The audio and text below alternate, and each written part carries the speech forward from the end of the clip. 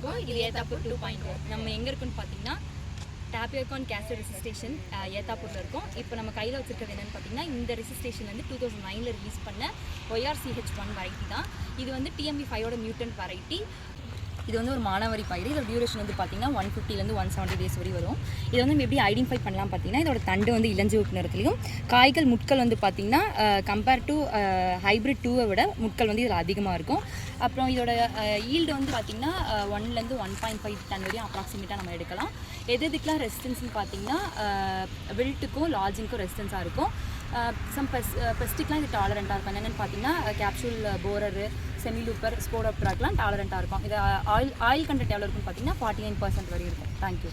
இவ்வளோ நேரம் ORCH1 பற்றி பார்த்தீங்க. இது ORCH2. இது வந்து 2017 TCRS ஏத்தாப்பூரில் ரிலீஸ் பண்ண வெரைட்டி. ORCH1க்கும் ORCH2க்கும் என்ன டிஃப்ரென்ஸ் இருக்குன்னு பார்த்தீங்கன்னா அதோட தண்டு இளஞ்சிவப்பு நிறத்தில் இருக்கும், இதோட தண்டு பச்சை நிறத்தில் இருக்கும். இதுக்கு ரெண்டுத்துக்கும் இருக்க இன்னொரு வித்தியாசம் என்னன்னு பார்த்தீங்கன்னா அதில் முற்கள் ஜாஸ்தியாக இருக்கும், இதில் வந்து முற்கள் கம்மியாக இருக்குது. முற்கள் கம்மியாக இருக்கிறதுனால நமக்கு அறுவடை பண்ணுறதுக்கு சுலபமாக இருக்குது. 49% ஆயில் கண்டென்ட் இருக்குது. ஈல்டு வந்து அதிகமாக தரும். தமிழ்நாட்டோட ப்ராமிசிங் வெரைட்டி ஆஃப் கேஸ்டர் பார்த்தீங்கன்னா ORCH2 தான். இது வந்து mixed cropping, inter cropping, border cropping மூணுத்துக்கும் வந்து பண்ணலாம். நன்சை புன்சை 2 நிலத்துலையும் வளர்த்துக்கலாம். நன்றி.